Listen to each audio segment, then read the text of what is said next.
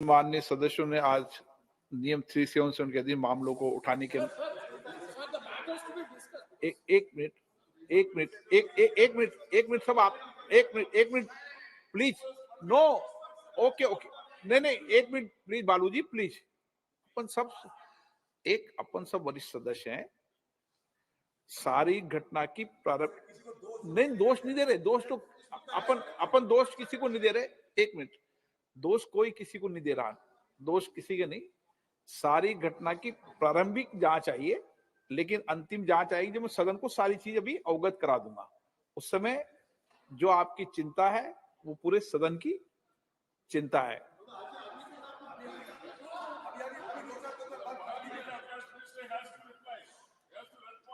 No Baluji आप senior व्यक्ति हैं। हाँ यस, ये जिम्मेदारी मेरी है और मेरी जिम्मेदारी है कौन लोग आए क्या लोग आए। नो आप तो डिबेट कर रहे हैं, वो विषय नहीं। नो देखिए अपन इस विषय को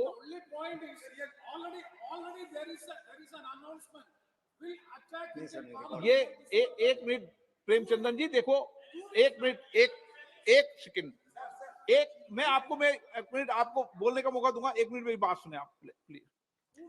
देखिए प्रेमचंदन जी, जो विषय आप बता रहे हैं वो विषय ऐसा वो वाला विषय नहीं है। ये मैं आपको प्रारंभिक जांच के बाद क्लियर कर दूंगा, क्योंकि सदन के पटल पर जब तक विस्तृत इंक्वायरी नहीं आ जाए जब तक उस पर मेरी तरफ से सदन बोले। लेकिन प्रारंभिक जांच के अंदर जो प्रारंभिक जांच आए वो दोनों लोग पकड़ लिए गए हैं, उनकी सारी सामग्री को जब्त कर लिया गया है और जो दो लोग बाहर थे उनको भी गिरफ्तार कर लिया गया है। एक मिनट रुको ना।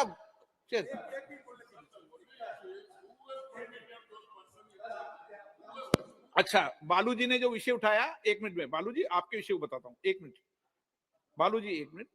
बालूजी ने जो विषय उठाया वो, हाँ मैं बोलने दूंगा ना। एक मिनट, बालूजी ने विषय उठाया क्लियर कर दूं ना। एक मिनट ये हाँ बताइए अधीर। हाँ अधीर रंजन जी बताइए। एक मिनट हाँ बताइए अधीर रंजन जी। सर बात ही है सर, आज ही सुबह आप जानते हैं 2001 साल में 13 दिसंबर हमारे नया पुराने जो पार्लियामेंट हमला हुई थी, आज हमला वर्ष थी और सुबह हम लोग वो शहादत जो दिए थे हमारे पार्लियामेंट भवन को बचाने के लिए, वो शहीदों की स्मृति पे हम पुष्पार्घ भी दिए हैं, पुष्पार्पण किए हैं। हमारे प्रधानमंत्री से लेके वाइस प्रेसिडेंट आप सब हम थे, मैडम सोनिया गांधी मल्लिका जी सब थे हम। आज ही सर इत्तेफाक से यहाँ भी हमला हुई, मानते हैं उस समय हमला एक प्रकार की थी, आज हमला दूसरी प्रकार की है। लेकिन बात तो ये है सर कि ये हमले वर्ष में इस तरह की घटना कैसे घटी। इसमें क्या साबित होता है कि हम जो सावधानी जो बरतना चाहिए था वो सावधानी हम नहीं बरतते। दूसरी बात सर ये बात है कि देखिए, और एक आज बड़े दिलचस्पी के साथ बड़ी हिम्मत के लिए कहने में अच्छा लगता है कि ये दो शख्स को सर हमारे सारे एमपी ने दबोच लिया। सारे हमारे एमपी ने निडर होकर हमारे सारे एमपी ने उनको दबोच लिया था।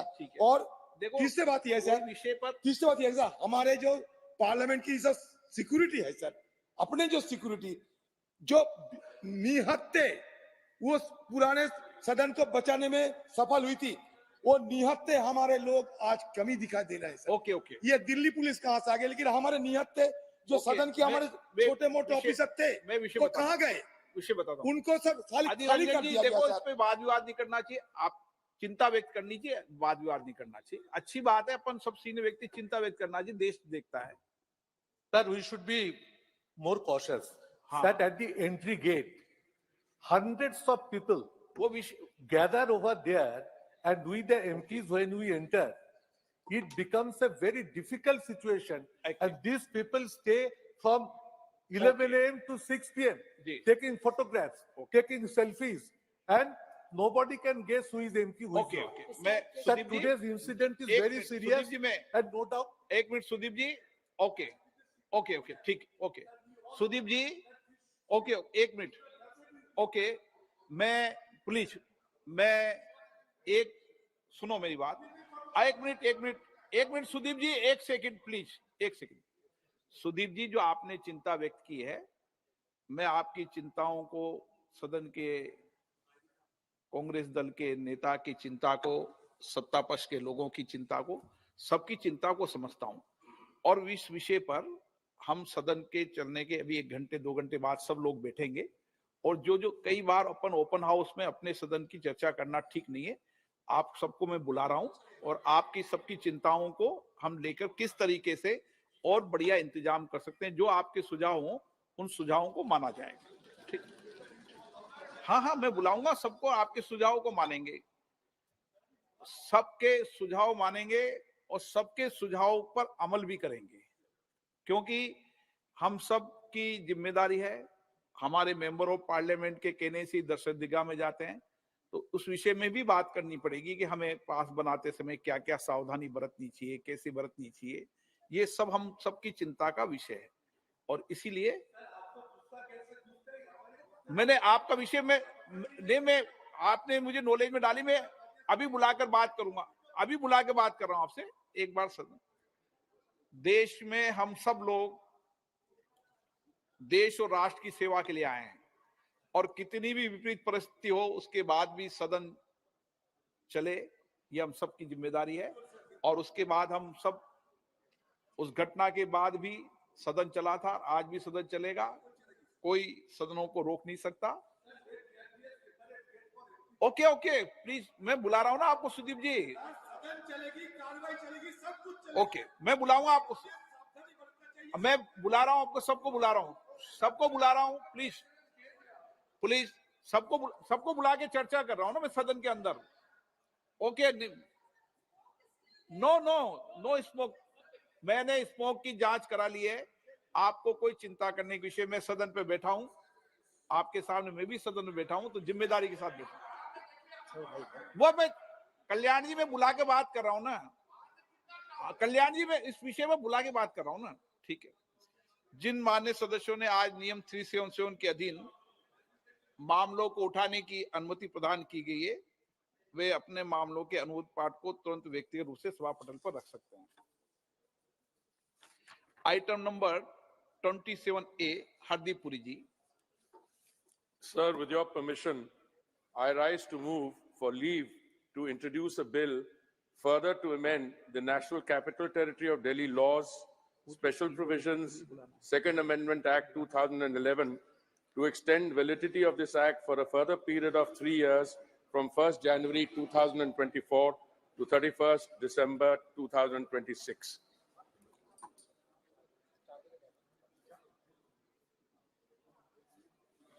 प्रश्न ये है कि विधेयक को पुनर्स्थगित करने की अनुमति प्रदान की जाए।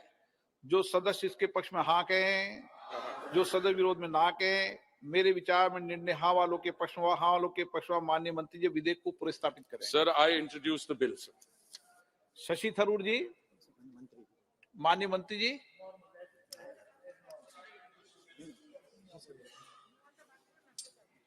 नहीं, एक मिनट, पहले शशि थरूर जी बोलेंगे इस विषय पर। Sir, I'm going to, I think after, वाले पे बोल रहे हैं आप, देखिए आप बिल इंट्रोड्यूस पे बोल रहे हैं। ये post office bill introduce post करने के ऑफिस बाद मैं उसके बारे में, पोस्ट ऑफिस का भी ला रहा हूँ जी। आप कुछ विषय रखना चाहते हैं इसमें? अश्विनी जी का अभी ला रहा हूँ, पहले अभी हरदीप पुरी जी का निपटा, अश्विनी जी का भी लाया नहीं है। हाँ, अब हो गया, मैंने कहा कोई बोलना चाहे तो बोलना है, ठीक है ना। आइटम नंबर 29, डाकघर विधेयक 2023, माननीय मंत्री जी। Honorable Speaker, sir, I rise to move that the Post Office Bill 2023 be taken into consideration. आपको कुछ विषय रखना है? जी अध्यक्ष जी, आज के इस पोस्ट ऑफिस बिल 2023 द्वारा इंडियन पोस्ट ऑफिस एक्ट 1898 को रिपील किया जाएगा। माननीय अध्यक्ष जी, जैसा कि हम सभी देश में जानते हैं, एक इतना रिलायबल नेटवर्क है देश भर में जिसको पोस्ट ऑफिस का, डाकघर का नेटवर्क कहा जाता है। कई दशकों से, एक सदी से ऊपर का ये इसकी लेगेसी है, और इस पूरे के पूरे सिस्टम को किस तरह से पिछले 9.5 वर्षों में टोटली ट्रांसफॉर्म किया गया है, ये बिल, आज का जो बिल है, इस बिल वो बिल बेसिकली इस ट्रांसफॉर्मेशन को रिफ्लेक्ट करता है। माननीय अध्यक्ष जी, पिछले 9 वर्षों में पोस्ट ऑफिस को मेल डिलीवरी से सर्विस डिलीवरी में कन्वर्ट किया गया है, पोस्ट ऑफिस से एक बैंकिंग सिस्टम में कन्वर्ट किया गया है। कई इसके अच्छे उदाहरण है जो कि जन प्रभावी है, जिसमें देश में जन जन को इसका बेनिफिट मिला है। जैसे सर्विस डिलीवरी की बात करें तो पोस्ट ऑफिस के जरिए से पासपोर्ट बनाने की जो व्यवस्था बनी, उसके कई ऐसे अच्छे उदाहरण है। हिमाचल प्रदेश का एक उदाहरण है लाहौल स्पीति का। श्री संसार चंद जी, जिनको पासपोर्ट बनवाने के लिए पहले अगर शिमला जाना पड़ता तो 3 से 4 दिन लगते, आज वो कुल्लू मुख्य डाकघर में ही पासपोर्ट ऑफिस सेवा केंद्र के खुलने से एक ही दिन में पासपोर्ट बन जाता है। वैसे ही उड़ीसा के बोलांगीर जिले में आदर्शपड़ा में रहने वाले एक 62 वर्ष के भाई हैं श्री जगदीश चंद्र पात्रो, उनका पासपोर्ट बोलांगीर हेड ऑफिस में ही बन गया। इससे पहले इनको भुवनेश्वर 300-400 किलोमीटर दूर, 300 किलोमीटर दूर भुवनेश्वर जाना पड़ता था। वैसे ही माननीय अध्यक्ष जी, सर्विस डिलीवरी की इस भावना में एक बहुत अच्छी पहल की गई डाक निर्यात केंद्र। डाक निर्यात केंद्र के माध्यम से बिल्कुल सुदूर रिमोट एरिया में रहने वाले जो हमारे भारत के नागरिक हैं, वो भी अपने हाथ से बनी हुई चीजें या फिर उस एरिया की लोकल चीजों को बहुत ही आसानी से डाकघर के माध्यम से निर्यात कर पा रहे हैं। जैसा एक एग्जाम्पल है, उत्तराखंड में रुड़की से बहन गंगा देवी डाकघर निर्यात केंद्र द्वारा फ्रांस, कनाडा, स्पेन को ब्रास के आइटम्स एक्सपोर्ट कर रही है। वैसे ही जोधपुर की एक बहन है कमला देवी प्रजापति, वो सिरामिक नॉब्स अमेरिका और कनाडा एक्सपोर्ट कर रही है। भागलपुर बिहार के भाई अहमद नदीम, आसपास में जो रेशम की साड़ी और कपड़े का जो काम होता है, उसकी जो कतरन होती है माननीय अध्यक्ष जी, उसकी बेकार सामग्री से बना के पर्दे, सोफा कवर, पिलो कवर इत्यादि बनाते हैं और ऑस्ट्रेलिया, कनाडा, ब्रिटेन को एक्सपोर्ट करते हैं डाक निर्यात केंद्र के जरिए से। वैसे ही गोवा में बहन मोना डिसूजा है, वो पर्सनलाइज्ड फोटो फ्रेम सिंगापुर और यूएई निर्यात करती है। अध्यक्ष जी, डाकघर को डाक डिलीवरी से सर्विस डिलीवरी में कन्वर्ट किया और साथ ही साथ डाकघर को एक तरीके से पोस्ट ऑफिस से बैंकिंग सिस्टम में कन्वर्ट किया। तो इंडिया पोस्ट पेमेंट बैंक की अगर हम बात करें, उड़ीसा के गजपति जिले की 95 ईयर ओल्ड वृद्ध माता लबंग गया जी, उनको बड़ी तकलीफ होती थी चलने फिरने में, 95 ईयर्स की है, बैंक तक जाके अपनी पेंशन लेने में दिक्कत होती थी। पोस्ट ऑफिस के द्वारा जब ये सर्विस दी गई तो उनके घर पे ये फैसिलिटी उनको आज पेंशन मिल जाती है। ऐसे बहुत सारे अनेक उदाहरण है जन सेवा के। तो माननीय अध्यक्ष जी, पासपोर्ट सेवा केंद्र से आज करीब करीब अब तक 1.25 करोड़ से अधिक देशवासियों को इसका लाभ मिल चुका है। देश में करीब करीब 10 करोड़ 36 लाख लोग ऐसे हैं जिन्हें घर बैठे अब तक 29,000 करोड़ रुपए से ज्यादा का बेनिफिट घर तक पहुंचाया जा चुका है। किसी भी बैंक के अकाउंट होल्डर हो, पोस्ट ऑफिस के इलेक्ट्रॉनिक डिवाइस से आधार इनेबल्ड तरीके से अच्छे से आसानी से कनेक्ट करके आज सरकार की जो सुविधाएं हैं, जो लाभ है, वो लोगों को घर तक मिल रहे हैं पोस्ट ऑफिस के जरिए से। मैं सभी मान्यवर सांसदों से भी निवेदन करूंगा कि आप भी अपने क्षेत्र में इस फैसिलिटी का उपयोग कराएं और जितना हो सके अपने क्षेत्र के निवासियों का पोस्ट ऑफिस में इंडिया पोस्ट पेमेंट बैंक में अकाउंट खुलवाएं, तो उनका जो लाभ है वो लाभ आराम से घर बैठे मिल सकता है। माननीय अध्यक्ष जी, पोस्ट पेमेंट बैंक के जरिए से करीब करीब 8 करोड़ कस्टमर है, जिसमें से 3.5 करोड़ कस्टमर तो बहने हैं। तो ये आज इतनी बड़ी सुविधाएं भारत के प्रधानमंत्री श्री नरेंद्र मोदी जी ने दी है, जिससे जन जन के जीवन में एक बहुत बड़ा परिवर्तन आया है। अध्यक्ष जी, मैं एक और विषय आपके सामने रखूंगा। 2004 से 2014 तक इस पुराने विस्तृत नेटवर्क को एक तरीके से श्रिंक करने की कमजोर करने का प्रयास किया गया। करीब 660 पोस्ट ऑफिस बंद किए गए 4 से 14 वाले पीरियड में।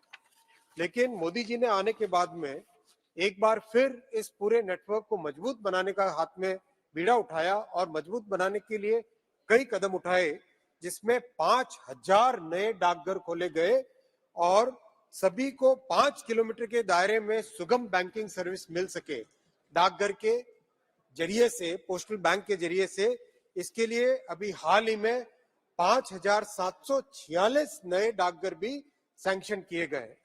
अध्यक्ष जी, डाक सर्विस में करीब करीब पोस्टल नेटवर्क में 1,28,000 लोगों को नया रोजगार दिया गया है। इसी तरह से डिजिटल नेटवर्क के 1,60,000 डाकघरों को कोर बैंकिंग और डिजिटल बैंकिंग से जोड़ा गया है। 13,500 डाकघरों में आधार सेवा केंद्र खोले गए।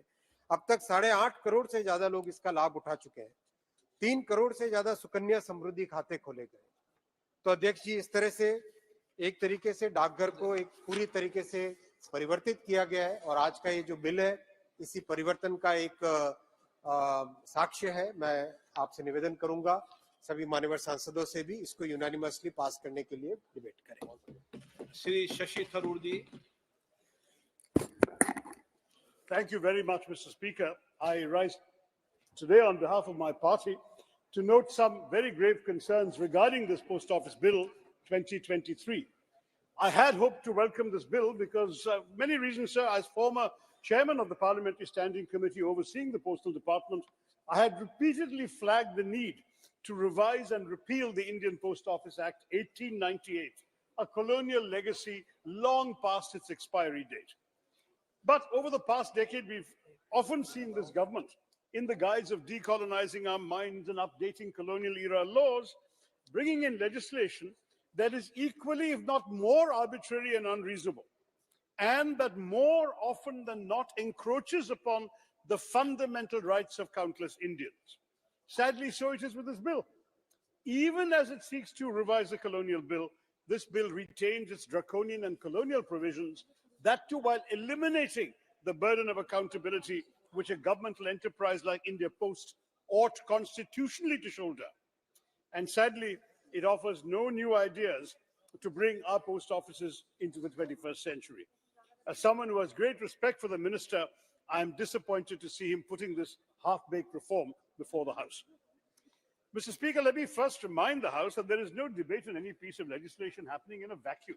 There's always a context, and around a month or so ago, several outspoken members of the opposition, including myself, received a threat notice from Apple, warning us of the fact that state-sponsored attackers were trying to infiltrate our phones, by doing which they could access sensitive data and even hack our phones' cameras and microphones. Was it really so long ago that the threat of Pegasus loomed large on us all, surveilling our every move, tracking our every utterance?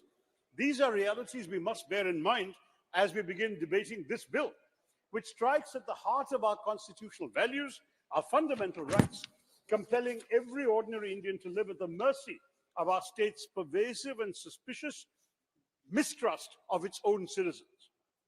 On the one hand, Mr. Speaker, sir, the government says it wishes to reinvigorate the Indian Postal Service by widening the range of services it renders so it becomes more useful to the Indian populace. We heard the eloquent examples of my friend, the minister. I'll come back to this issue because I don't think the bill does this at all. But on the other side, the government, through this bill, grants itself sweeping powers to infringe upon the citizens' rights to freedom of speech and expression as guaranteed under Article 19(1)(a) of the Indian Constitution, and our right to privacy, which the Honorable Supreme Court in K.S. Puttaswamy recognized as being a subset of the right to life and liberty enshrined in Article 21. The government assumes these powers through Section 9 of the bill. I would urge all our friends to look at their screens, Section 9 and 10 of the bill. This entitles it, using merely a notification, to empower any officer to cause any item in course of transmission through the post office to be intercepted, opened, or detained in the interest of security of the state, friendly relations with foreign states, etc., or upon the occurrence of any contravention of any of the provisions of this Act or any other law. Now, these are strikingly vague grounds and can be construed to cover anything that our government doesn't like. Indeed, the government doesn't only seek arbitrary powers to spy on Indians by rummaging through their private correspondence and their shipments. As the second clause of Section 9 makes clear, they may also direct India Post to dispose of, which is to say to destroy or trash, any item, any personal article that has fallen foul of their ambiguous definition of what constitutes a threat to India's interests. Further, through clause 9(3), our government, again by a simple notification, may empower any officer of the post office to confiscate any item. I'm summarizing a rather long legal clause, which is before you all on your screens.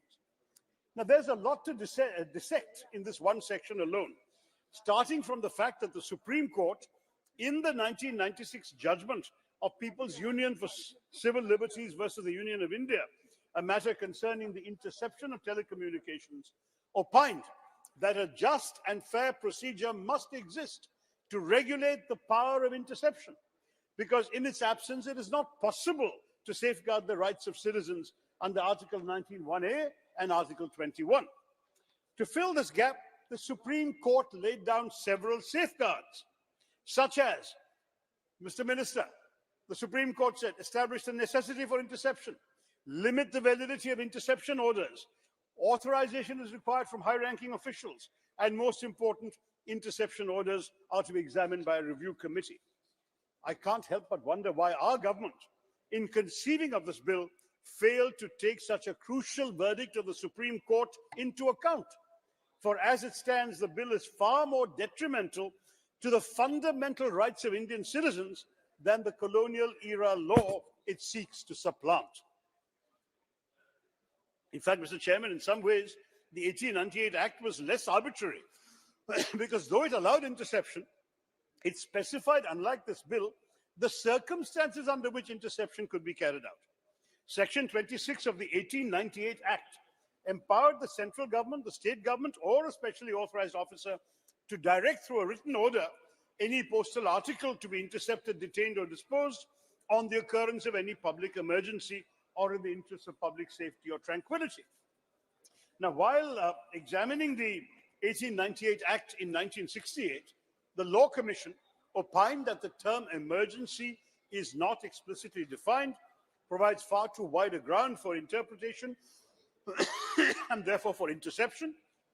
And the Commission added that a public emergency cannot be a constitutionally permissible ground for interception if it does not impinge on the security of the state, public order, or any other thing specified in the Constitution. Therefore, it can certainly be said that the criterion of emergency, which unfortunately again features in this 2023 bill, may be beyond the scope of the reasonable restrictions permitted by our Constitution. Even as recently as 2015, in the matter of Shreya Singhal versus the Union of India, the Supreme Court reaffirmed that arbitrary grounds for restricting freedom of speech and expression are unconstitutional. Here we have once again our government being willfully indifferent to the wise counsel of the highest court of our land. In fact, by not even defining what sort of matter and material cannot be sent through the post, something which the 1898 Act does, our government has sought to make Indians yet more vulnerable to this attempted mass surveillance. So Section 9 of the Post Office Bill 2023 not only grants the government Orwellian powers to intrude into our lives by intercepting, detaining, destroying our correspondence or our consignments, it also does not provide for any mechanism whereby the concerned citizen can even be informed of their correspondence or consignment having been intercepted, and whereby they can contest India Post's decision to intercept, detain, or destroy their correspondence. In other words, there is simply no grievance redressal mechanism in the bill, an absence which is felt all the more keenly if you just scroll down to Section 10. By keeping Indians in the dark as to the interception, detention, or destruction of their correspondence and consignments, and by not allowing them to contest these decisions, which are inherently arbitrary, our government has violated every principle of natural justice and due process of law, because in cases like these, neither will it bother to listen to the other side, nor will it grant the concerned citizen the right to make a case for themselves. In this regard, the 2023 bill is also violative of Article 14 of our Constitution. The problem of this bill's not having a grievance redressal mechanism becomes especially agonizing when we look at Section 10. What an irony it is, Mr. Chairman, sir, that today the private courier services in our country are far more accountable to the people of India than the Indian Postal Service, which is an undertaking of the central government. While the Consumer Protection Act of 2019 holds our private couriers to account, that does not apply to India Post.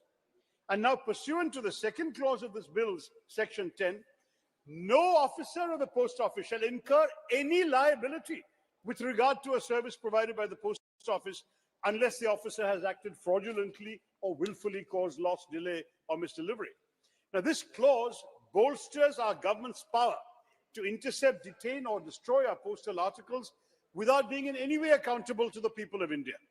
We also cannot hold postal workers liable for loss, delay, or misdelivery, for then will commence a debate about whether the omission was committed willfully or with a fraudulent intent, plunging the ordinary Indian citizen into endless red tape.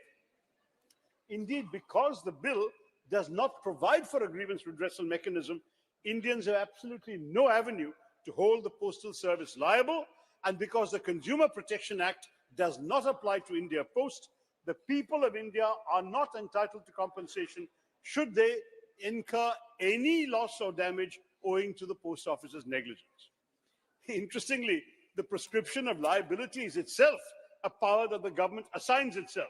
If you look at section 10(1), notwithstanding anything in any other law for the time being enforced, the post office shall not incur any liability, except such liability as may be prescribed with regard to a service provided by the post office. Now, Mr. Chairman, sir, I must say to the minister that when you yourself can decide where you will be accountable to the people, when you yourself can choose whether you want to be accountable to the people and how much you are accountable to the people, that means you are not accountable at all. That is the broad meaning of this outrageous drafted bill.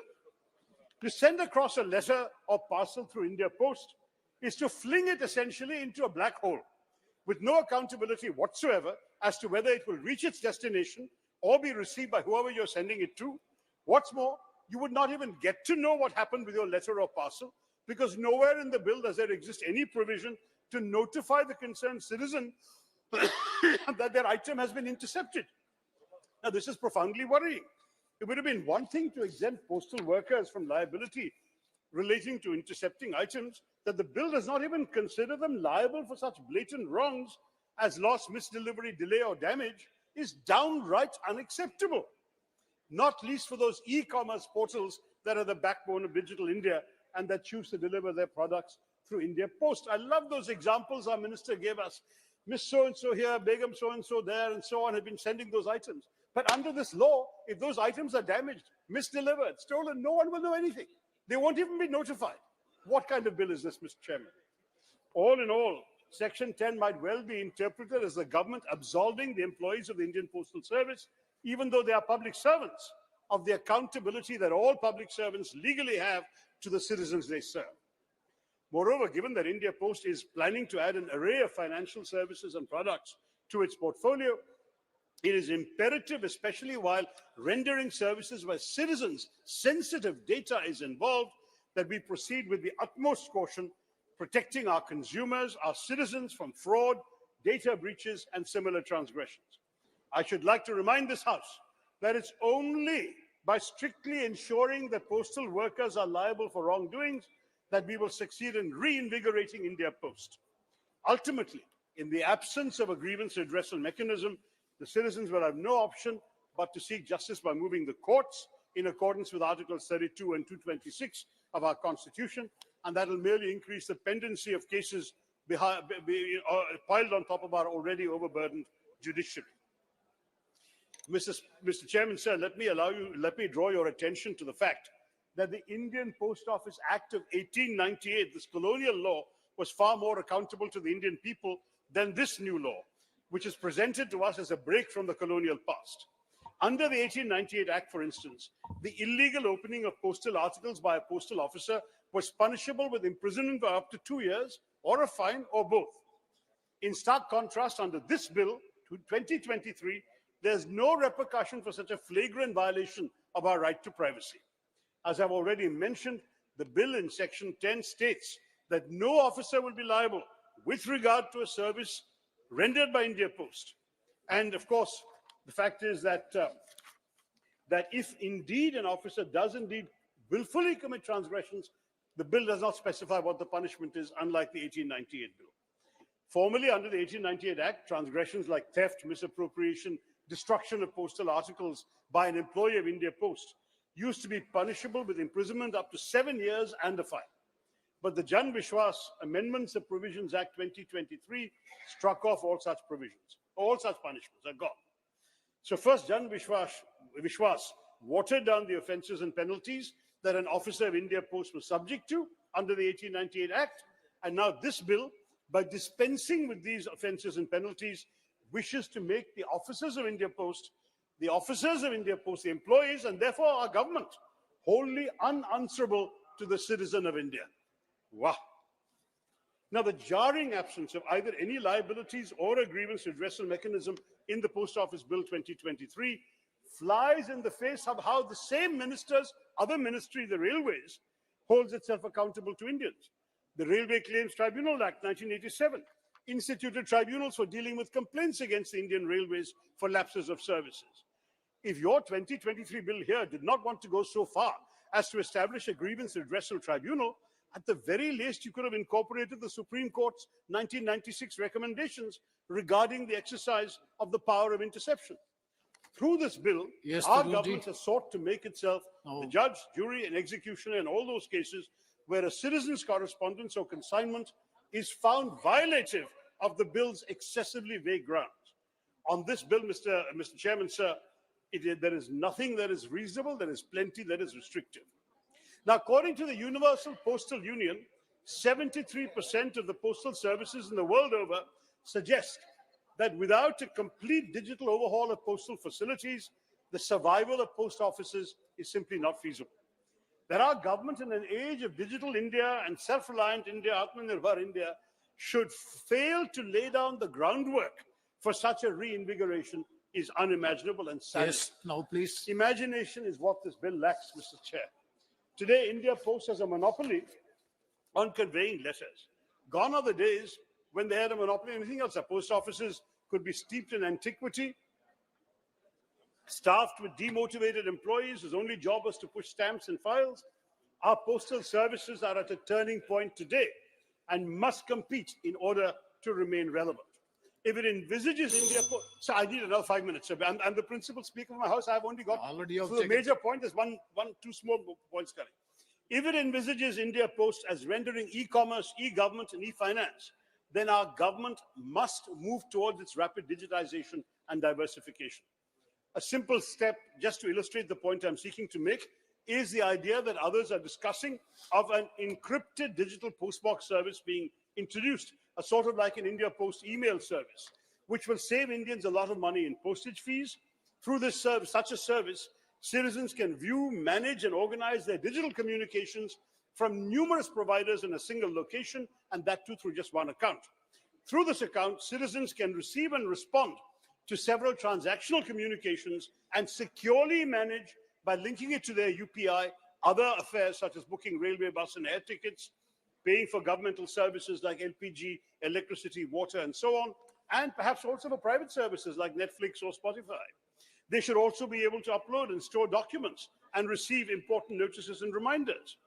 So in other words, the goal should be to make India Post useful to the ordinary Indian citizen by thinking out of the box, as also by discussing threadbare in Parliament what sort of facilities we must afford our citizens and why. India is not alone at being at this crossroads. Several countries of the European Union, as manifest in their e-government benchmark report 2019, have grappled with this. And many of them have reached the conclusion that digital services must be introduced to help postal services survive, launch them into a new glorious era. Many European governments have introduced measures to communicate with their citizens digitally through a trusted, secure version of their postal service. We must remember, sir, that citizens will be willing to share their personal data online only if their government can guarantee them the highest Yes, standards of digital safety and security. Sir, Please try to. no, sir. I'm prepared to speak for my parties. You've got to give me the time I was promised. I was told 25 minutes. I have not taken that long. We also have at our disposal. Yes. We also have at our disposal a magnificent lattice work of real estate that can and must be put to better use and made commercially profitable. In an economy like ours that is fast becoming an e-commerce delivery chain, as the minister has said, postmen who are given of course, to going everywhere in our country to the most remote places can be utilized as a last mile carrier, and India Post is collaborating with Amazon already. We have this robust infrastructure. We have lakhs of dedicated postal workers. The endeavor now must be to reimagine and remold it so that the post offices can actually move into the 21st century, provide financial services, which is already mentioned, like the India Post Payments Bank. But why not, for example, institutional credit? Nearly 40% of our rural population lack access to credit, another gap that India Post can strive to fill. In many countries, post offices have been repurposed to provide additional services beyond their traditional role. What the minister mentioned, several exports from remote areas, but that was already the work of the post office in sending out any packages. Why can't we think more imaginatively about service delivery? Would it not be more wonderful in rural areas to see them transformed into internet hubs that enable students to access educational material and complete formalities like filling examination forms online, all without any need to go too far from their homes? Why not voters' registration, driving licenses? Some post offices abroad have gotten to all this, have expanded their offerings to include retail services, including selling stationery and books and gifts and so on, like the Japan Post Group does. In some countries, post offices have partnered with healthcare providers to offer medical services such as vaccinations, health checkups, and prescription delivery. Imagine during COVID if we could have gone to our local post office. Parurji, please now conclude, because I will. No, 1 second. Your party is having 3 speakers. The total time allotted for the party is 25 minutes. Already you have 22 minutes. Either I'll take just 1 minute. I'll get you, sir. Please. Okay. Let me just complete, sir. Just another minute. These are important points, sir. You already spoke well about the bill. That's why I'm saying. Yeah, I've gone into the bill in some detail because it's important. We're seriously discussing this bill, sir. But anyway, just to add, I will try and conclude very quickly by just pointing out that the minister's goals he mentioned are all laudable aspirations. They're crucial for the reinvigoration of India Post. But perhaps the greatest flaws of this bill, the evident disdain for our fundamental rights, apart from that, is the fact that it harps on about this alluring destination without prescribing a map that will get us there. Nowhere in the post office bill does our government spell out how exactly it intends to convert India Post into a network for the delivery of citizen-centric services. We are being asked to take solace in the fact that once the bill is passed into law, our government will whirl a magic wand of rules and regulations and catapult our postal services to be dazzling new heights. There is no specific promise to the citizens of India. Other than that, the post office will not be accountable. The post office will not be liable. Thank you. So, sir, I'll just conclude.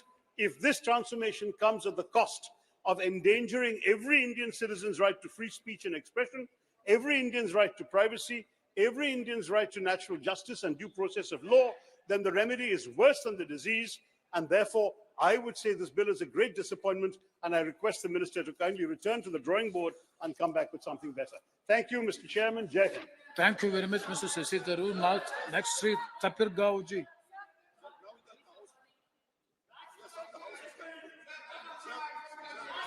No. No, please. No.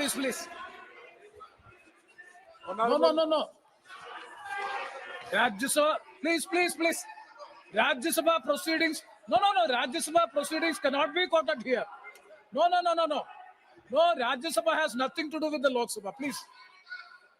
Honorable Chairman, sir. Yes, please.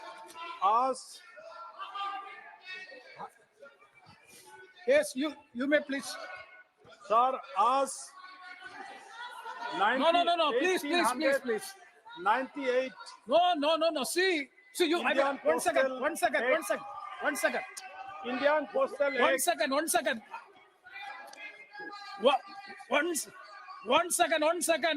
One second. No. Honorable. Then you start.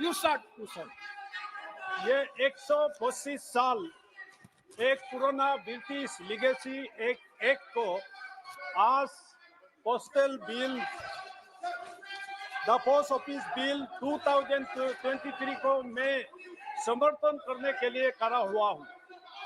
आज ये Congress No. One second. Yes, Adhir. Sir अभी एक खबर मिली है अभी अभी ये खबर मिली है कि जिस दो शख्स ने ये गैलरी में आई थी वो बीजेपी पार्टी के किसी एमपी उनका ही पास लेकर ये दोनों सदन में घुसे थे। तो कहाँ सुरक्षा है कि बीजेपी की एमपी खुद। Yes. See, all the honorable speaker has already, the honorable speaker has already ordered that at 4 p.m. there will be a meeting of the party leaders and this will be discussed there, and after that this will be discussed in the house also. Yes, please. Sir ये 125 साल पुराना एक British legacy Adhir ji was also there at the time when the speaker is making the ruling. You are also there. असनी जी इस bill को लेके आ रहा है और इस बिल का माध्यम से आज कांग्रेस इतना चिल्ला रहा है। कांग्रेस का जमाना में 2004 से लेके 2014 तक ये 660 पोस्टल ऑफिस बंद करवाया गया, लेकिन मोदी जी आने के बाद 2014 to 2023 5000 नया पोस्ट ऑफिस खुलवा दिया और इसी साल 5746 पोस्टल और देश भर में खुलने जा रहा है और खुल रहा है। इसलिए इस पोस्टल के माध्यम से हमारा दूर दराज पहाड़ी इलाका में और गांव में सारा पोस्टल का सुविधा मिल रहा है और ड्यूरिंग कोविड में भी पोस्टल का इतना सुविधा उपयुक्त पब्लिक ने मिला है और इसको मोदी साहब ने और असली साहब ने इस चीज को आगे ले जा रहा है। आज पोस्ट ऑफिस में हिंदुस्तान में 28 करोड़ अकाउंट खुला गया और इसमें 17 लाख करोड़ डिपॉजिट भी किया हुआ है पैसा और इसका माध्यम से सुकन्या समृद्धि में 3 करोड़ अकाउंट भी खुला है और साथ में 1,41,000 करोड़ डिपॉजिट देश भर में हो रहा है और साथ में महिला सम्मान सेविंग सर्टिफिकेट के ओर से 21 लाख का अभी सेविंग सर्टिफिकेट हुआ है। साथ में ये पोस्टल ऑफिस जो है, ये पोस्टल सर्विस जो है सिटीजन सेंट्रिक एक सर्विस है और हमारा ऑनरेबल मेंबर ऑफ पार्लियामेंट और साहब बोल रहा था अगर नया कानून लाता है तो देश का अच्छाई के लिए, सर्विस का अच्छाई के लिए ही लाता है। तो इसलिए आप हर चीज को कांग्रेस इसका विरोधी में आप निकल जाता है, पब्लिक सेवा को आप लोग भूल जाता है। साथ में यहाँ पोस्टल ऑफिस में तो ये पासपोर्ट सेविंग साथ सेवा केंद्र बना दिया। आज इस पोस्टल पासपोर्ट सेवा केंद्रों में आज तक 438 सेंटर्स देश भर में खुला है जिसमें 1,25,00,000 एप्लीकेंट को सुविधा मिला है। साथ में मैं आधार एनरोलमेंट में भी 13,500 सेंटर देश भर में खुला है इस पोस्टल माध्यम के तरफ से और इसमें 8,83,000 करोड़ कस्टमर को इसका ट्रांजैक्शन होने का सुविधा मिला है। और साथ में मोदी जी का नेतृत्व में आज इंडियन पोस्ट पेमेंट बैंक ये आज एक कांग्रेस का समय में कांग्रेस का रूल में ये एक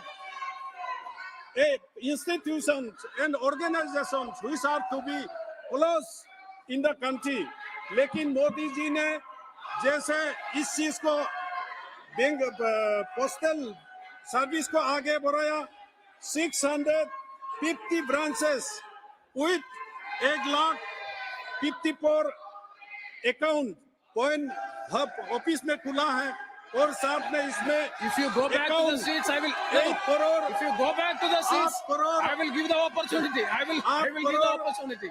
और इसमें 8,800 crores No, deposit हुआ है। when the साथ में speaker हमारा was here, other enable when Shashi payment, Tharoor was speaking, no disturbance was there. PS में 10 No करोड़ का interruption was there. ट्रांजेक्शन देश No, भर में this- हुआ है। साथ में DBT 3.5 करोड़ अकाउंट खुला है। तो ये एक पब्लिक को, हमारा देशवासियों को, जो गांव और दूर दराज हिमालय में बसे लोगों को भी इस पोस्टल सर्विस से बहुत लोगों को सुविधा मिल रहा है। इसलिए इस कानून को मैं समर्थन करता हूं और ये कांग्रेस वासियों को भी, ओपोनेंट लोगों को भी मैं ये रिक्वेस्ट करूंगा, ये पब्लिक सेवा के लिए ये कानून अमेंड करने के लिए 125 साल के बाद लाया है। तो इसलिए हम सब मिलकर इस बिल को पास करना है ताकि गरीब जनता को और गरीबों को देश भर में सुविधा मिले और इसका सेवा मिले। इसलिए मैं इस चीज को समर्थन करता हूं और साथ ही इसमें मैं ऑनरेबल मिनिस्टर को यही रिक्वेस्ट करूंगा कि हम गाँव दूर दराज इलाकों में जो बसे हैं, इसके लिए भी इसका सुविधा होने के लिए नेशनलाइज बैंक दूर दराज इलाका में सर्विस दे नहीं पाता है। इसलिए ये इस पोस्टल सर्विस से हिमालयन बेल्ट में दूर दराज गाँव में इस पोस्टल सर्विस का अकाउंट खुले, सेंटर खुले, ताकि हमारा गरीब जनता इसका उपयोग मिले और देश भर में इसको फैला देना चाहिए ताकि हम गरीब जनता इसका सहायता मिलेंगे और उपयुक्त यूज करेंगे। इन शब्दों के साथ मैं इस बिल को समर्थन करता हूं। नमस्कार, जय Hind. Thank you. Next, Srimati K. Kanimori. Kanimori ji. Kanimori ji speaking. Speaker sir.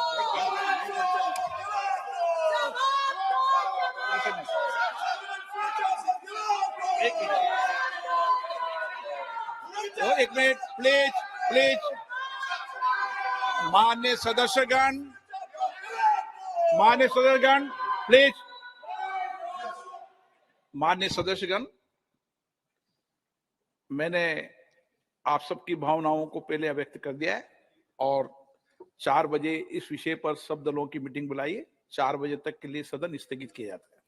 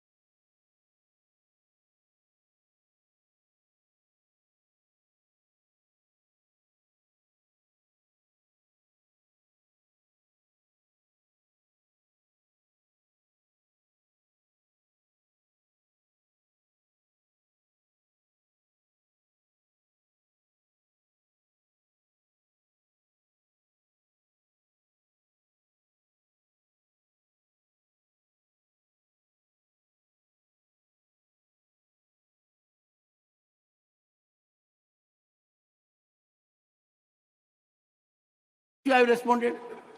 Everyone knows it, sir. No. Now, with this seniority, No. Say- I can't advise you, No, sir. no. I can only suggest. No. Anybody can advise me. No. That's why I am here. So, 1 minute. आपको सब एक ही में, क्योंकि ये मामला उस house का रहे तो भी ये दोनों एडजेसेंट बिल्डिंग है। उसकी जब They are उसको functioning. नहीं They are transacting उसको business. अगर आग लगी सर, उसको अगर आग लगी, इसको भी आग लगता है। वहां अर्जेंट हो गया और होम मिनिस्टर आने के बाद एक स्टेटमेंट दिलाई, क्या हुआ क्या नहीं हुआ, तो ये One second. When Honorable LOP and I see in Mr. Malika Arjun Khadge beyond the status of LOP, not that he's president of a party. Apart from that, he has a huge experience. He has seen many things. My appeal to you, sir, is my appeal to the leader of the opposition is that I have shared the input with the House. I called the Director of Security. He said they have been apprehended. They are looking into the matter. I have directed. That's why, sir, sufficient information not came. That's why the Lok Sabha adjourned. Sir. Therefore, we request you kindly adjourn. Let Home Minister come and Let us see give what the he has to details. say. And Let us see, sir, what leader of the House has to say. 1 second, sir. बात है जो incident हुआ, लेकिन ऐसे में जो विपक्ष का रवैया है वो मुझे लगता है देश को एक संदेश देने का होना चाहिए कि देश में हम सब Nothing else will go on record except कविता के लिए एक साथ खड़े हैं। जो लोकसभा में भी एग्जाम हुआ वो उन्हीं के कारण उन्होंने इस विषय को गंभीरता से लेने के बदले हाउस चलने नहीं दिया। मैं समझता हूँ राज्यसभा हाउस ऑफ एल्डर्स है, हमने एक मैसेज देना चाहिए कि ये देश की क्षमता, ये देश की ताकत इन सब चीजों से उठकर है और हाउस जरूर चलना चाहिए। हम सब सदस्य हाउस चलने के पक्ष में है और मुझे लगता है कि कांग्रेस इसका पॉलिटिसाइजेशन जो कर रही है ये देश के लिए अच्छा संदेश नहीं होगा। मेरा अनुरोध है माननीय लीडर ऑफ ऑपोजिशन से, इंक्वायरी चल रही है, इंक्वायरी के लिए वेट करना चाहिए हमने और सदन की कार्रवाई को सुचारू रूप से चालू रखना। leader of the opposition. बाकी बैठिए. You see, 1 second. It is an issue where we should deliberate in all seriousness and in a composed atmosphere. Leader of the House has said something. It is not necessary for everyone to subscribe to it. There can be other point of view. sir, देखो मैं इस sir, Sir, if leader of the opposition is on legs and you still wish to speak, sir, इस सदन के I would appeal to the honorable members, let us show minimum regard to rules. If leader of the opposition is on his legs, let him alone respond. sir, I fully believe in his wisdom. No one can question his credentials. So let us hear him in rapt attention. And then I will seek response of the treasury benches also. Please, sir.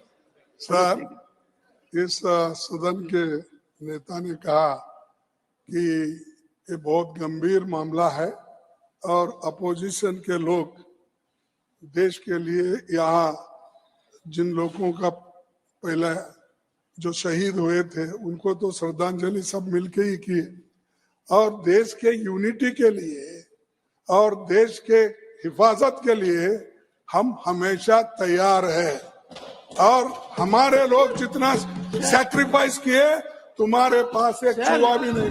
Sir, 130 crore लोग तैयार हैं। सुने, There is no soul in the country who is not ready. ये हमको सिखाते 130 करोड़ जनता ये तैयार है इसके हमको लिए। सिखाते हैं देशभक्ति, ये हमको सिखाते We have हैं to देशभक्ति। exemplify. ये तो देश के विरोधी लोग हैं। No, sir. Nothing will go on record now, देश sir. Nothing will go on record. Nothing will go on record. I now call upon Shri B. Linga Yadav. Please resume your address. Please resume your address. Sir, the Central Universities Amendment Bill 2023, sir. The bill establishes a Central Tribal University in Telangana. It will be named the Sammakka Sarakka Central Tribal University, sir. Its territorial jurisdiction will extend to Telangana, sir. It will provide avenue of higher education and research facilities, primary for the tribal population of India, sir. It is Andhra Pradesh Rehabilitation Act 2014 provide that the central government will establish a tribal university, sir, in our Telangana state, sir. A both I talk Telugu sir. ఇది చాలా సంతోషించదగ్గ విషయమే. మరి మా తెలంగాణలో ఈ యొక్క tribal యూనివర్సిటీని ఏర్పాటు చేసినందుకు మా బీఆర్ఎస్ పార్టీ తరఫున మేము అందరం కూడా చాలా సంతోషాన్ని వ్యక్తం చేస్తున్నాం. కానీ ఈ యొక్క తెలంగాణ యూనివర్సిటీ మరి గత 10 సంవత్సరాల క్రితమే తెలంగాణ ఆవిర్భవించినప్పుడే ఏర్పాటు చేయవలసింది ఉండే. దురదృష్టం కేంద్రంలో ఉన్నటువంటి ప్రభుత్వం ఆలస్యం చేసింది. ఇప్పటికైనా ఈ యొక్క గిరిజనుల మీద ఉన్నటువంటి ప్రేమతోటి మరి మేము కోరినటువంటి విధంగా ఈ యూనివర్సిటీని ఏర్పాటు చేసినందుకు మేము ధన్యవాదాలు తెలియజేస్తున్నాం. ఈ యొక్క యూనివర్సిటీని ఏర్పాటు చేయటంలో ముఖ్యంగా ప్రధానంగా మా బీఆర్ఎస్ పార్టీ ఆనాడు తెలంగాణ ముఖ్యమంత్రి కేసీఆర్ గారి పాత్ర గణనీయంగా ఉంది. ముఖ్యమంత్రిగా వారు అనేక రిప్రజెంటేషన్లు ఇచ్చారు. మా ఎంపీలను కూడా అనేక సార్లు పోరాడినామని చెప్పి ఈ సందర్భంగా మీకు మనవి చేస్తా ఉన్నాను. ఈ యూనివర్సిటీకి సమ్మక్క సారక్క పేర్లు పెట్టడం చాలా సంతోషం. మా దగ్గర గిరిజన వనదేవతల పేరు పెట్టారు కాబట్టి ఈ యూనివర్సిటీని సక్రమంగా భక్తిపూర్వకంగా నడిపించాలని కోరుతున్నాం. మరి మా యొక్క అనేక ఆ కాలంలో కేసీఆర్ నాయకత్వంలో ఈ ట్రైబల్స్ కు అనేక విధాలుగా మేము గవర్నమెంట్ లో చేసాం సార్. 10% రిజర్వేషన్ గాని ఈ యొక్క గ్రామ పంచాయతీలో తండాలుగా చేయటం గాని, అందుకని రీసెర్చ్ డెవలప్మెంట్ కోసం నిధులు కూడా వెచ్చించాలి సార్. 1 minute sir. అట్లనే ఈ విద్యా సంవత్సరం నుండి క్లాసులు కూడా ప్రారంభించాలని చెప్పి మేము కేంద్ర ప్రభుత్వాన్ని కోరుతున్నాం.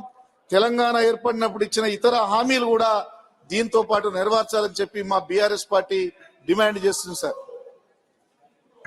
ధన్యవాదాలు sir. Professor Manoj Kumar Jha, not present. Dr. V. Sivadasan, not present. Sri Abdul Wahab, not present. No present. I am very much here. No. After this. Hello, I am here. Sir. No. Very much present. I have noticed his presence. Yeah, I will tell, and after that I will walk out. After that I will walk out. See, No. I support. This is a separate. I support the Honorable bill. member, I support the bill. honorable member, we are responsible members Yes, very much. of a very important August House. Yes, and You're very saying important I'll walk subject out. also. I can tell you, Yeah. my heart pains Yes. when some of the members, even when the house is in order, they make their speech and walk out. No. It is our minimum duty Okay, I to will listen to others also. Okay, I'll be here. You enlighten us and get enlightened also. Okay, sir. You have, sir, Yeah, Honorable Chairman Saab. 2 minutes. 1 minute is enough. Okay. I am supporting this bill. In the central university, don't make like our Kerala universities. What is happening here, both in central and in state, it's all politicizing. So students are going out. Students are going to different universities in different part of the world. That is continuing every month, every year. Thousands of students are fleeing from here. Why? Because the universities are now completely politicized, either BJP or our government also. Now in Kerala, what is happening is the governor and the state government, being the chancellor, he is using his power. Being the government, they are using their powers.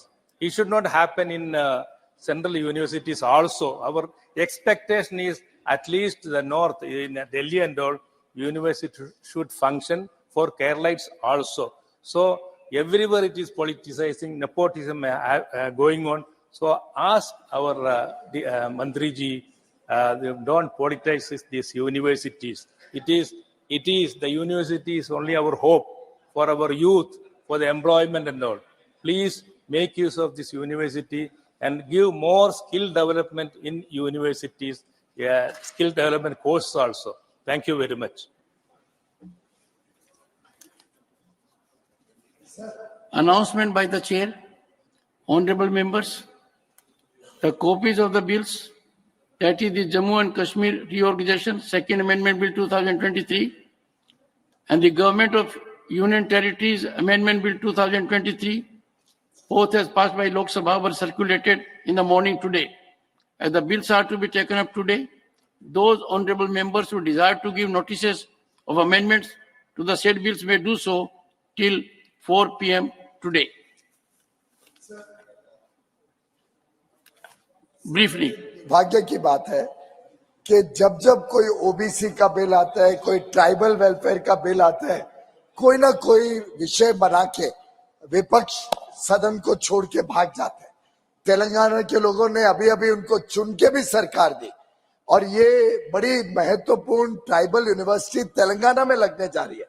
ये समाज वर्षों वर्षों से प्रतीक्षा कर रहा था, उनको सही इज्जत मिले, उनको नए मौके मिले, नए एजुकेशन के लिए भी एवेन्यूज मिले।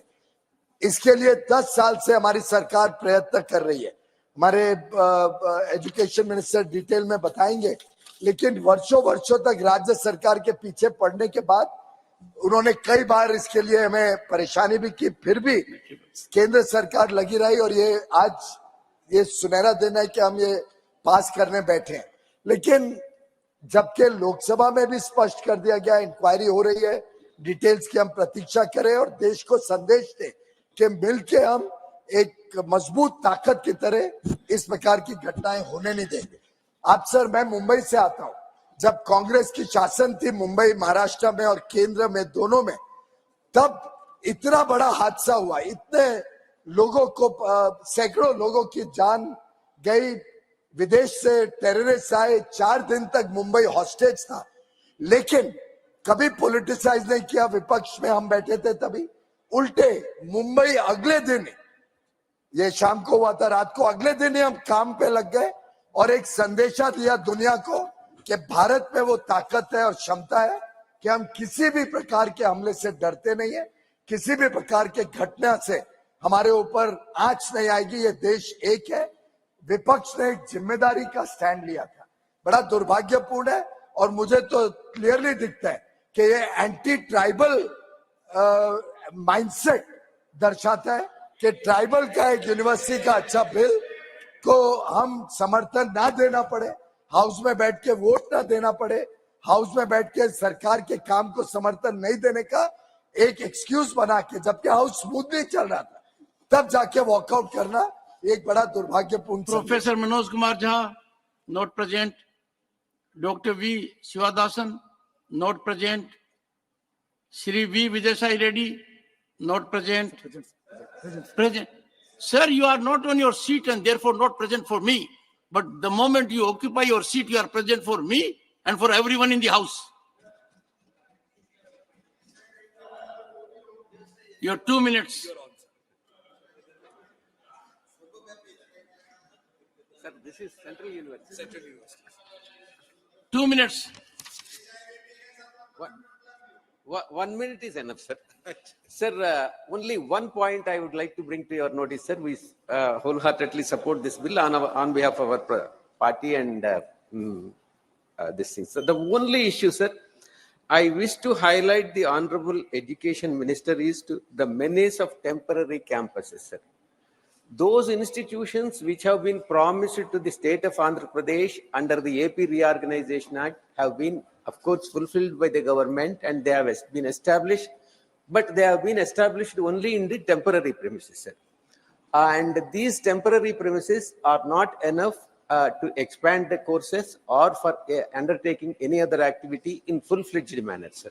Therefore, I request the Honorable Education Minister to open up the full-fledged campuses and permanent campuses and then maintain the standards of central universities, sir. Thank you very much, sir. Thank you. Srimati Mahua Maji, not present. Shri Kanak Medra Ravindra Kumar. Sir, thank you, sir, for giving this opportunity. Sir, 2 minutes. Sir, I am from Andhra Pradesh relating to this subject. Kindly, you have been generous towards, sir. 2 minutes. Giving 2 more minutes. 2 minutes. Let me say. This issue arose, sir, this is because of the Andhra Pradesh Reorganization Act, which dedicated 2 universities, one for Telangana and one for Andhra Pradesh. we are currently discussing regarding Telangana. Sir, I would like to brief history with regard to the Central Tribal University for Andhra Pradesh also. Sir, Telugu Party was in power and Chandrababu Naidu was the chief minister at that time, from 2014. We have been strongly pursuing the central government for establishing the tribal university, and also the government handed over 525 acres. This compound was also constructed by spending state government funds, but it is not considered till today. And also, sir,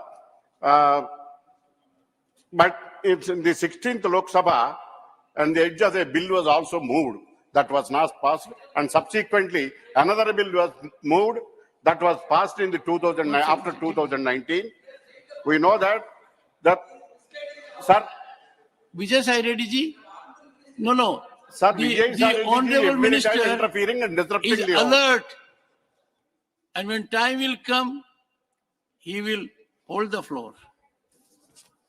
Sir, my friend Vijay Sai Reddy every time disrupting my speech. Your friendship is inscrutable for me. Sir, but now we passed the bill in this house, and we know that the site is ready, and the central government has to take care of with regard to the Andhra Pradesh Tribal University also, sir. But coming to with the AP Reorganization Act, other promises are concerned. There are so many promises are unfulfilled. It has to be fulfilled within 10 years. Within 4 or 5 months, the time will also lapse. So with regard to the Polavaram project, it is a major. And also Amaravati capital city is also a major project. And also with regard to the allocating the funds and fulfilling the Polavaram project and Amaravati capital, the state government totally abandoned. That's why the central government has to take care of it and fulfill the promises with regard to the other promises are concerned. As far as the capital is concerned, for the last 4 years, the farmers are agitating for construction of a capital where the Honorable Prime Minister laid a foundation stone for the capital of Amaravati, that it has to be cultivated. It is a part of AP Reorganization Act. Doctor, similarly, after this government, Polavaram project is completely... Nothing will go on record now, sir. Dr. M. Thambidurai, 2 minutes. Thank you, Chairman, sir. Our Honorable Education Minister has brought the bill, Amendment Bill 2020-23, as proposed to amend the Principal Act 2009 so as to include Section 3G. The name of the university is Samkara Saraka Central Tribal University. Sir, and also territorial jurisdiction extending the whole of state Telangana. Why is the Telangana? Let it be throughout the India. It is because the tribal people are, many people are throughout the India. They can utilize it. For example, in Tamil Nadu also, Central University is in Tiruvarur. It is applicable to all, throughout the Indian people, they are coming. Therefore, second, sir, the major objective of the university is higher education research. That is the important. Nowadays, the university is not concentrating research. They are only selling degrees. What is going on? Especially, I'm telling private and deemed universities, not I'm telling about state universities, government universities or central universities. I request the Honorable Minister to take care of recent notification given by the AICT. AICT has given notification. They are going to allow more sections if their facilities are there. But already in many engineering colleges, affiliating colleges, closing stage. Therefore, why this monopolizing some section of people, that notification is coming. Therefore, I request Honorable Minister to take care of that this kind of AICT notification, misleading and affecting the research and other facilities. University's object is, sir, I am an academician, I am professor, so I want, allow me or not. Sir, you are more than an academician. Sir, research, I'm trying research. No, you are more than an academician. No. Research and is the more important universities. The affiliating colleges, they are conducting courses. But at recent, what the AICT is given notification, allowing more sections with the facilities available, already existing in the closing stage. Then how the other colleges come? Some colleges are monopolizing, some deemed universities are monopolizing, some state private universities monopolizing. All the state other institutions going to suffer. Therefore, this serious thing. But, sir, I was professor in teaching in Anna University, Indian Engineering College, 3 years. That Anna University, for example, mechanical 2 sections only till now, 150 years old. Computer is 2 sections. But if the private university take, they have 20 sections, 30 sections. Sir, you made your point. Like that, ASM is also a part of the game. This is Nothing will go definitely to now. research Shri and Javed Ali object- Khan, not present. Shri Santosh Kumar P, not present. Shrimati Vandana Chauhan, not present. Shri Sadanand Seth Tanavde. Thank you, Chairman, sir. I stand to support the bill aimed to amend the Central Universities Act 2009, which is to be empower and establish central universities for teaching and research in various area states. The bill is welcome as it seeks establish a central tribal universities in Telangana and also will provide avenues of higher education and research facilities primarily for the tribal population of India. This bill contemplates to impart quality education to the students to make them employable, as also will improve the quality of education in the country. Over past many decades, the backlog to fill up the vacancies reserved for a privilege has been increasing. This bill will provide needed support to bring in more SCs and STs in higher education systems and universities. I also support the bill for it will help fulfill the regional aspiration and regional distinctiveness. At this juncture, I would humbly request respected Prime Minister Modi ji to consider setting up of center-sponsored International Sports University in Goa to include programs in physical education, sports, sports event management, and sports medicine in the state of Goa. The necessary infrastructure created by the Goa government for successfully hosting Lusophonia Games and the National Games also will put to better usage. The proposal in the bill to convert the National Rail and Transportation Institute, Vadodara, a deemed university, to the Gati Shakti Vishwavidyalaya. It is in the tune with Gati Shakti initiative and the vision of national logistic policy and deserves a big welcome. Overall, the intention and the action of the Modi government seems to be perfectly uncertain with the aspiration of general public and in tune with the requirement of time. On my personal behalf and the Goa state I represent, we stand firmly in support of the bill. Thank you, Chairman. Honorable Minister Shri Arjun Munda ji. माननीय सभापति महोदय, आज माननीय शिक्षा मंत्री द्वारा तेलंगाना राज्य में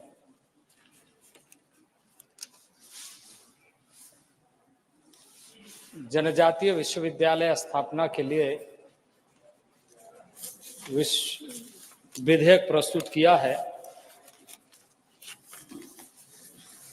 जिनका नाम समाका सराका केंद्रीय जनजातीय विश्वविद्यालय है।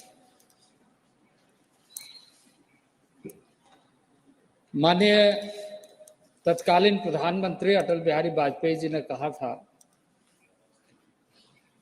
कि 21वीं सदी भारत की सदी होगी और माननीय नरेंद्र भाई मोदी के नेतृत्व में आज दुनिया के मानचित्र पर स्पष्ट रूप से दिखाई दे रहा है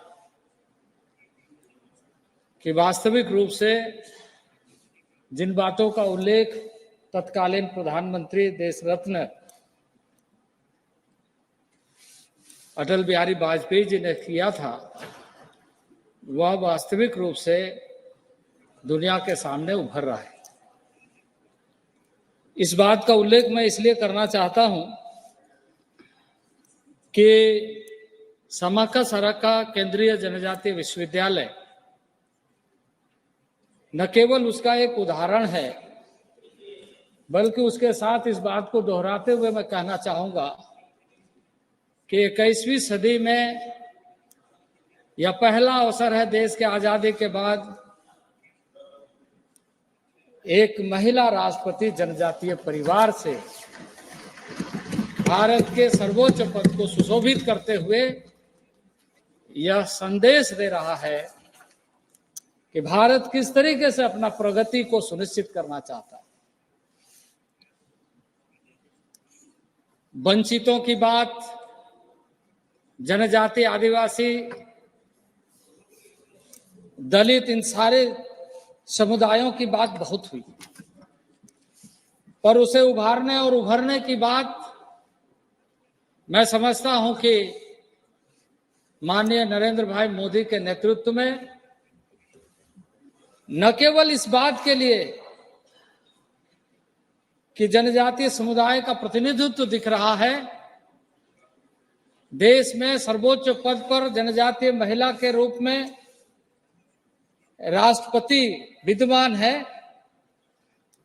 बल्कि इस रूप में कि हम वहां से प्रारंभ कर रहे हैं यात्रा 21वीं सदी को भारत की सदी बनाने के लिए, जो सबसे पीछे के पंक्ति में बैठे हुए लोग। और आज हमारे सामने है कि ऐसे ऐसे योजनाएं, ऐसे ऐसे कार्यक्रम, ऐसे ऐसे अध्यादेश और ऐसे विधेयक प्रस्तुत किया जा रहा है,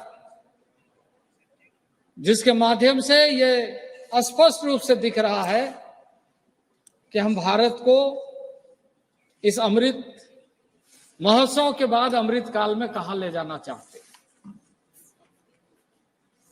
वास्तविक रूप से यह देश के सामने प्रतिबिंब हो रहा है कि वैसे सारे लोगों को आगे लेकर चलते हुए हमें देश की प्रगति करनी, और इसलिए आज दिखाई दे रहा है कि 10वीं अर्थव्यवस्था से भारत 5वीं अर्थव्यवस्था बन करके एक नया स्थान, नया कीर्तिमान स्थापित किया। माननीय प्रधानमंत्री जी ने आह्वान किया, हमारे जो 4 पिलर्स है वो कम्युनिटी विहीन, जाति विहीन, बल्कि हमारा आधार स्तंभ हो, जिसमें हम इस बात को सुनिश्चित कर सके कि युवा एक हमारी शक्ति है, महिला एक हमारी शक्ति है, किसान हमारी शक्ति है। महोदय, मैं थोड़ा सा और समय आपका।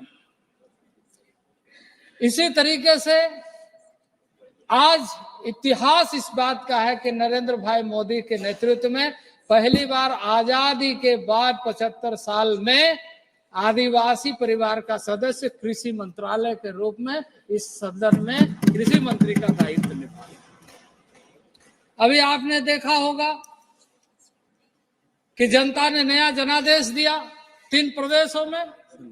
उस प्रदेश में विष्णुदेव साय जैसे एक साधारण परिवार के सदस्य को मुख्यमंत्री बनाने का फैसला हुआ। आज उसका शपथ ग्रहण संपन्न हो रहा है। मैं सदन के तरफ से भी मैं वैसे माननीय मुख्यमंत्री को आगे इस राज्य में व छत्तीसगढ़ में 21वीं सदी का भारत बनाने के लिए उसकी प्रमुख भूमिका होगी, ऐसा मैं शुभकामना व्यक्त करता हूं। सभापति महोदय, इसके साथ साथ ही जहां हम केंद्रीय विश्वविद्यालय के माध्यम से उस शिक्षा को मजबूत करने में लगे हुए हैं कि तमाम जनजाति क्षेत्र के, जनजाति समुदायों के विभिन्न प्रकार की जो शिक्षा है, बहुआयामी व्यक्तित्व निर्माण के लिए वो इन सारे विश्वविद्यालय में शिक्षा ग्रहण करे।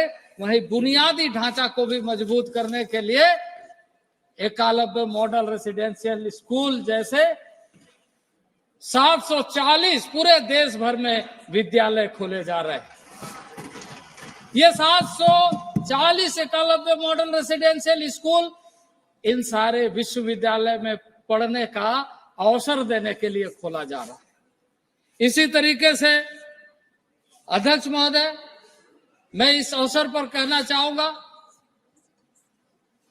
कि उच्च शिक्षा के लिए हमने सारे विश्वविद्यालय में न केवल देश भर के तकनीकी प्रबंधन तमाम तरह के जो शिक्षण संस्थान है, इसके अलावा ओवरसीज में भी पढ़ने वाले ऐसे मेधावी छात्रों के लिए हमने स्कॉलरशिप की व्यवस्था की है Thank और you. Thank देश you. भर में पढ़ने वाले विद्यार्थियों को स्कॉलरशिप की कोई कठिनाई, उसकी मानक को हमने इस तरीके से बनाया है। Thank you, ताकि Honorable Agriculture प्रत्येक Minister. छात्र को नया अवसर मिले और युवा शक्ति देश में उभर करके सामने आए, जनजाति समाज को नया अवसर मिले।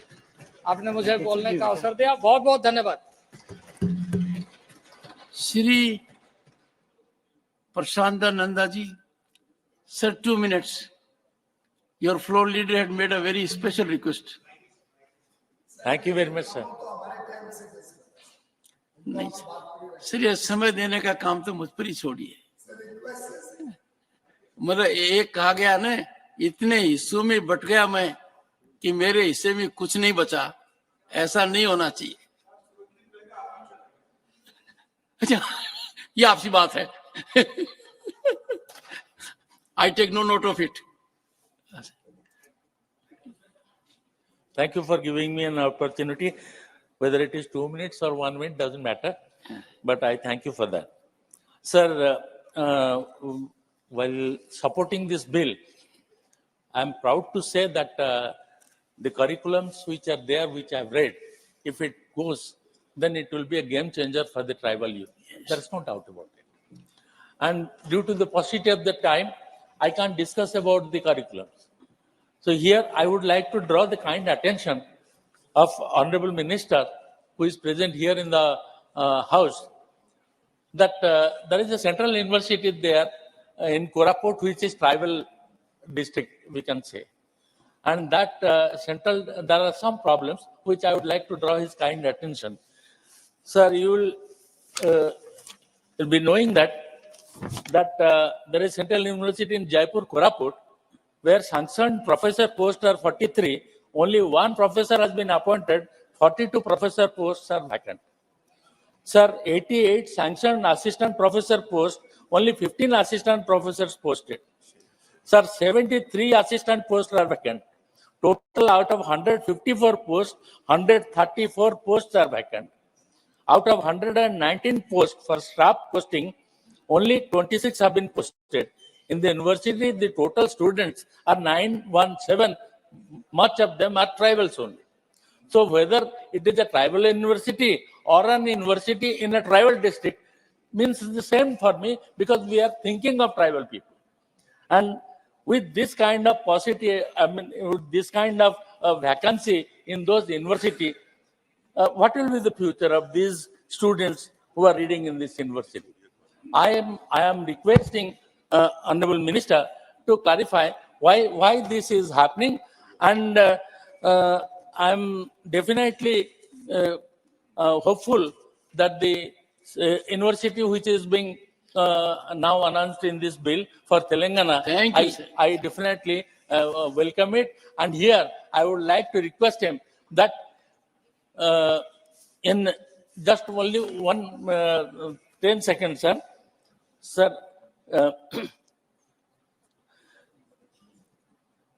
sir, and Odisha has the third highest tribal population in India, and the tribal population comprises 22% of the total state's population. We have been raising the demand for a satellite center of the Central Tribal University in Odisha, and that is my request, and with Minister should reply while giving importance to this particular. Shri Dharmendra Pradhan to reply the discussion.